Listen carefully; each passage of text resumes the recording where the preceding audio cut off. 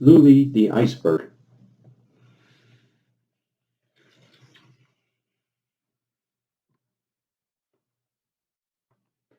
Many, many thousands of years ago, before he became an iceberg, Lulie lived with his brothers and sisters near the North Pole.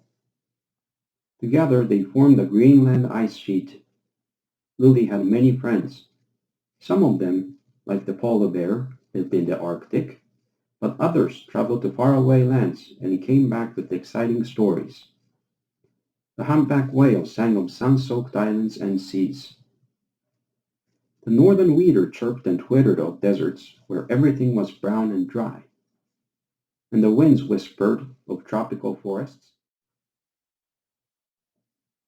full of rare beasts and bright flowers, beautiful birds and butterflies. But above all, Lulie liked to hear Kiki, the Arctic tern, tell him of the ice on the other side of the hot places and of the elders who dwelled there. "They're so old," she said in hushed tones. "They are so wise. The winds say that the elders know all that's happened since the beginning of time." Lulie tingled with excitement. "One day I'm going to see the ice on the other side and meet the elders myself," he said.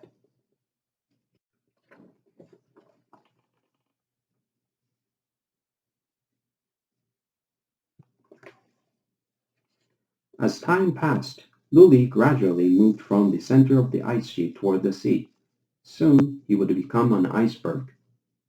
Kiki's tales continued to fascinate Lulie, especially when she spoke of such exciting creatures as the penguins. "They are black and white birds that swim like fish and waddled about on the ice," she said. Lulie longed to see them. "Do you think they'd play on my back?" In September, after Kiki had headed south, Lulie started to feel the movement in the ice around him. Then one day, with sharp crackling noises and a deafening roar, Lulie slowly broke off. First, the sea swallowed him into its depth. Then he rose, faster and faster, till at last he burst through the surface. There followed much popping and crackling of air bubbles. And there he was, Lulie, the new iceberg.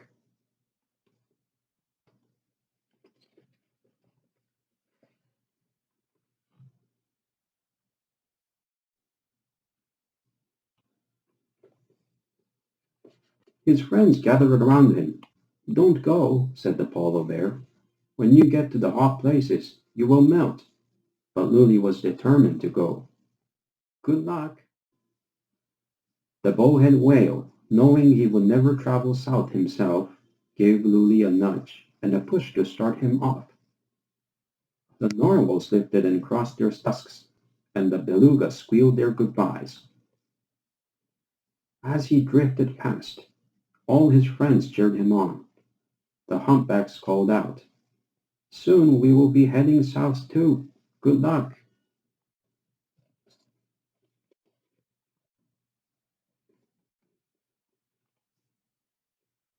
So this is how Lulie began his journey, sad to leave his friends, but excited to be on its way. Lulie drifted with the currents down past Canada toward the United States. The puffins flew out to greet him. "You must get onto the right current, cross to the other side of the Atlantic, then go south," they said. "If you continue down the coastline here, the Gulf Stream will start pushing you back." Drifting across would take a long time. "I wonder if I could go faster," Lulie thought. Just then, some dolphins leaped and circled around him. "Hello," they said. "Can we help?" Lulie explained. The dolphins tried pushing him, but it did not work. The dolphins ended up with very, very cold noses. They got a rope from some boys in a fishing boat, hooked it around Lulie, and tried pulling. "This is much better," they said. The clown-faced puffins were delighted. They perched on Lulie and had a ride before they flew back to the coast.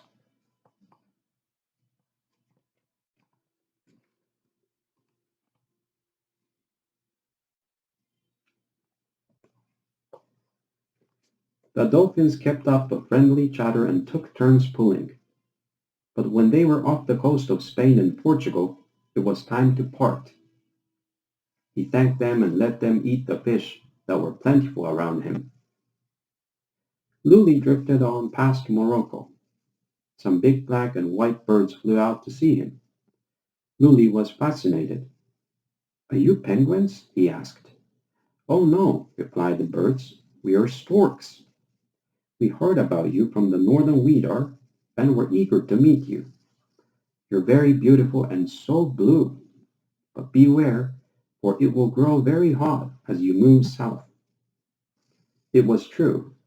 As Lulie drifted along the coast of Africa, he melted more and more each day. He wept, and his tears spread into the sea.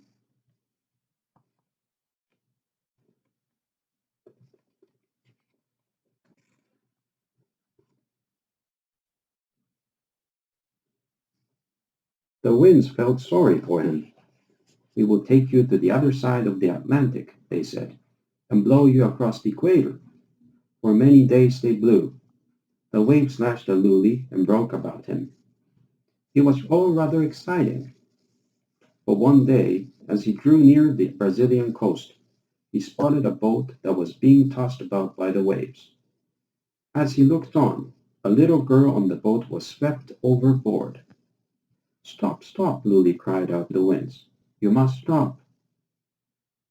After a pause, the wind spoke softly. "Stop, you say? It was for your dream of thousands of years that we pushed you along. You're still young, Lulie. We who are older have seen much. Your dream was to see more, to understand. If we stop blowing, you will not be able to move. You may melt away. Will you give up your dream to save the child? It is you who must decide." Lulie sobbed inside. "I'm sorry to be such a nuisance," he said, "but please stop."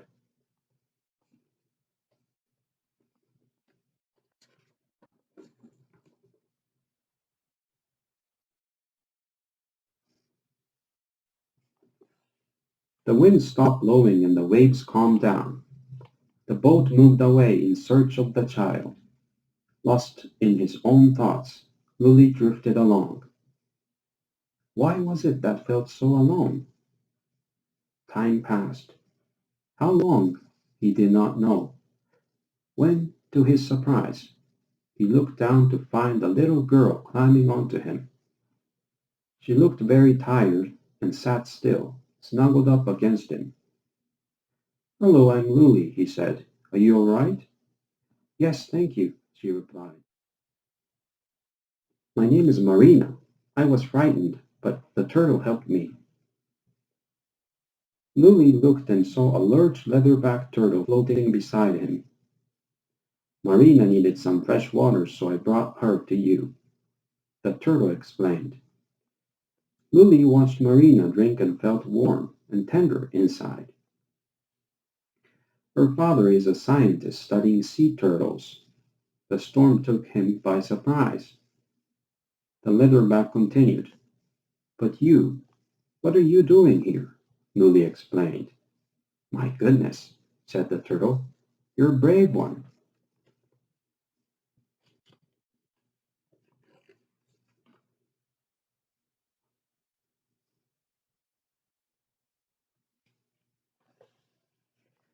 The sun was now beginning to set and its rays were no longer so scorching. It was a great relief for Lulie, but he was worried. Without the sun, Marina would get cold sitting on him. In the distance, Lulie saw a spectacular sight.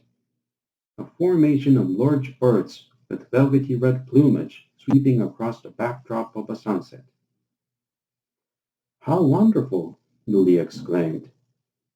"They are scarlet ibises," said a man's voice. It was Marina's father. Marina let out a squeal of delight. She carefully climbed down to her father and jumped into his arms. "Thank you so much for looking after Marina," he said to Lulie. The old leatherback watched from a distance, and looking satisfied, silently swam away. The time had come to say goodbye. Marina turned to Lulie. Thank you, she said. When he saw her beaming smile, Lulie wished for one split second that Marina could have stayed snuggled up to him just a little longer.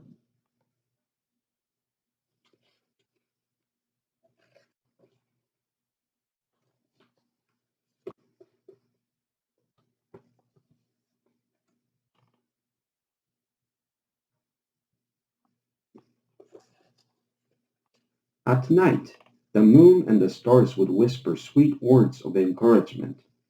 Lulie smiled up at them. The thought that he might not get to the ice on the other side made him very sad.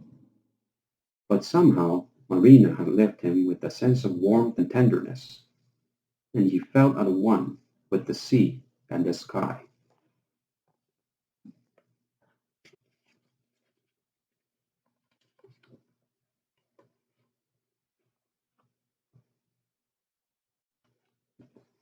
Many days passed. One afternoon, he heard a familiar voice call out, "Hello!" He turned to find his friends, the humpback whales. Old Mother Leatherback came to tell us you needed our help.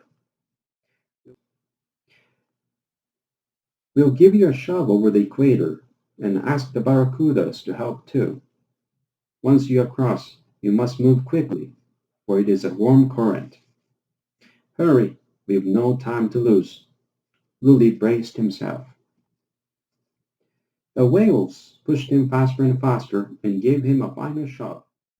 The barracudas gathered in a huge school. Thank you, he shouted as he set off. The wind started to blow from behind. Your brother winds in the north told us of your willingness to put others before yourself. They whispered gently.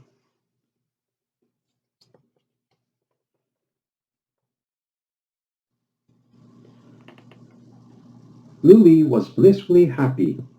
Everyone is so kind, he thought. He now knew that he would never again feel alone. The more he mounted, the bluer he became. Butterflies, who see color very well, came out to see him, surprised by his beautiful blue. They fluttered around him to remember his shape so that they could tell their friends. Birds, too, flew out to greet him. Your blue is nearly as blue as mine, croaked the blue and yellow macaw. The toko toucans nodded in agreement. The tropical rainforest was full of exciting new noises, and the wind carried to him the sweet scent of strange flowers.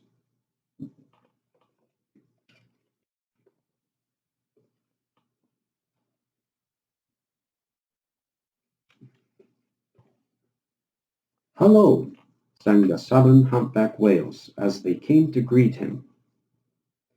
Welcome. Our brothers sent us a message that you were on your way. From the distance came a whitish bird. It somersaulted over Lulie's head and landed on him. It was Kiki. It was nearly 4 months since he had last seen her. Lulie was a little surprised, for he had never seen her in winter feathers before. You've done it at last. I knew you would.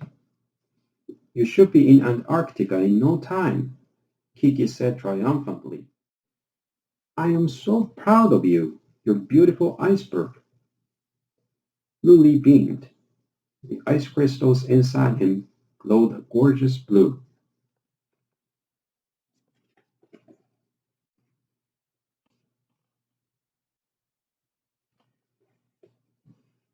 Lulie became more and more excited as they made their way down the coast of Uruguay and Argentina. He wondered how spectacular the Iguazu Falls would be, and thought of the condors that nest in the high peaks of the Andes. And again, he felt a warm, tender tingling inside. Then there it was, the faint but unmistakable smell of ice in the air. Although it was summer, it was cold. Suddenly, in front of him, there appeared ice floes, and in the distance, icebergs, As he neared, he heard them call out, "Welcome! Welcome to Antarctica!" The winds and the whales continued to push and push. Finally, there in front of him, the Antarctic continent rose out to the waters in its majestic and awesome splendor.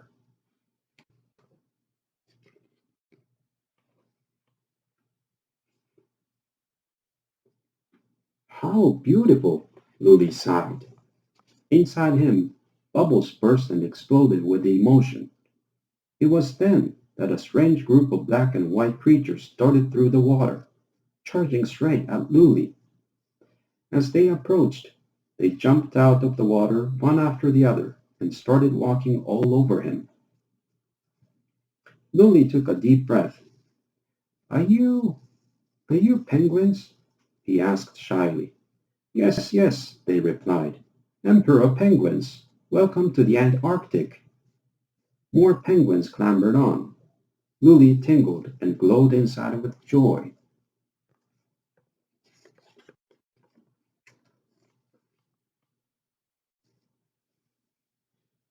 Lulie soon settled into life in the Antarctic. He adored the many different seals and penguins that crawled and waddled over his back. The wandering albatross above him and the pretty snow petrel flew past. They would all ask him about life in the north. Tell us about your friends in the Arctic, they would say.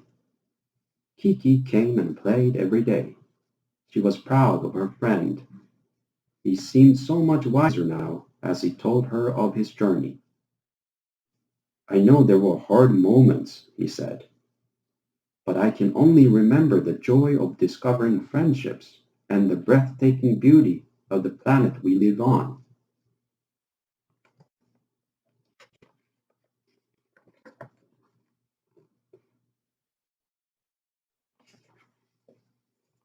It was then that Lulie heard the voices. Welcome, they said. Welcome. It's the elders. Lulie tingled with excitement. The voices vibrated inside him. In your journey, you heard and felt, you saw, you learned. Now that you can hear our voice, listen and understand. We, the elders, have dwelled here since the beginning of time. We have always been around you, where we dwell in the land, the air, the seas, and in the frozen waters too.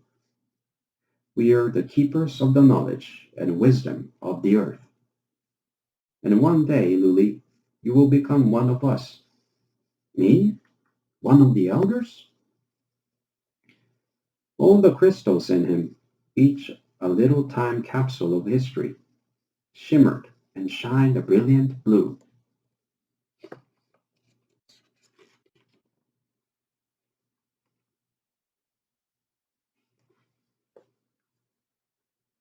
The days sped by.